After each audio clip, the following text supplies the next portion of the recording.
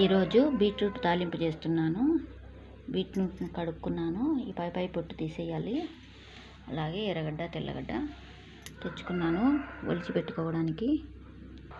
Beetroot తాలింపు తయారు చేసుకోవడానికి అన్నీ రెడీ చేసి పెట్టాను. తెల్లగడ్డ, ఎర్రగడ్డ, పచ్చిమిరపకాయలు, కొత్తిమీర, బీట్రూటు. ఇక తయారు చేసుకునే విధానం చూద్దాం. ముందుగా పెనంలో ఆయిల్ వేసి, తక్కువ ఆయిల్ వేసుకోవాలండి, లేదంటే ఆయిల్గా అయిపోతుందంతా తాలింపు. ఉద్దిబ్యాళ్ళు కొన్ని వేస్తున్నాను.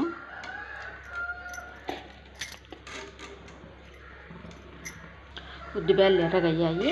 ఇప్పుడు తెల్లగడ్డ వేస్తున్నాను.